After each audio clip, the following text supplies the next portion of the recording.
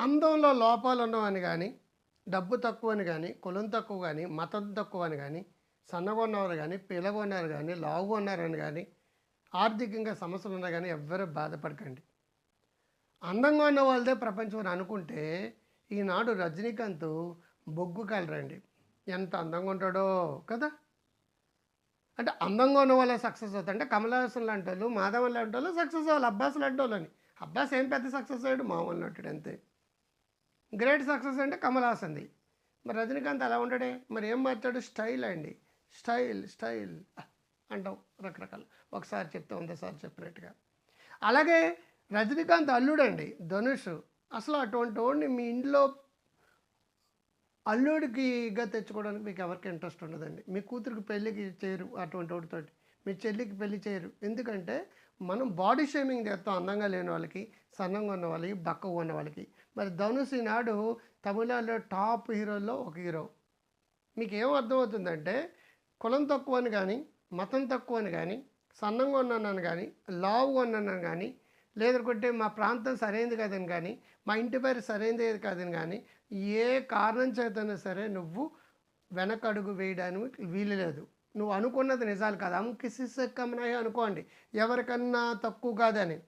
పొట్టాడండి PV Narasimha Rao. 14 భాషలొచ్చు, పండితుడండి.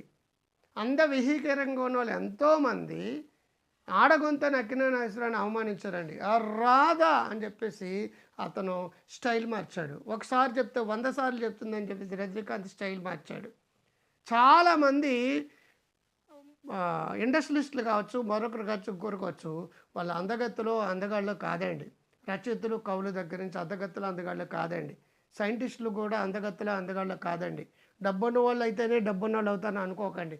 మంచి కులంలో పుడితేనే success అవుతుంది అనుకోకండి. మంచి ప్రాంతాల్లో పుడితేనే సక్సెస్, కేవలం ఇంగ్లీష్ మాట్లాడుతున్న సక్సెస్ అనుకో. ఇవన్నీ కూడా నీ సక్సెస్ని లిమిటింగ్ అని నీకు నువ్వు తక్కువ చేసుకోవడం.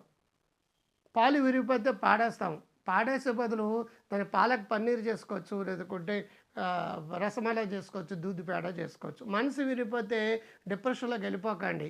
దాని నుంచి ఏదో అద్భుతమైన డిప్రెషన్ నుంచి డైనమిక్ పర్సనాలిటీ వస్తుంది, అద్భుతాలు చేయగల శక్తి వస్తుంది. అంచేత ఏదైనా సరే నువ్వు ప్రయత్నించు.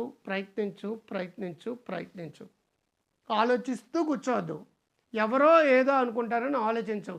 ఎవరో ఒకరు హెల్ప్ చేస్తారని కూడా అనుకోవద్దు. ఎవరో వస్తారు ఏదో చేస్తారు ఎదురు చూసి మోసపోకని కూడా అనుకోవద్దండి. మనసు మోసపోద్దు అసలు.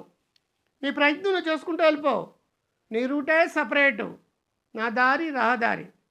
పందులు గుంపులకు వస్తాయి, నువ్వు సింహం సింగిల్గా వస్తావు.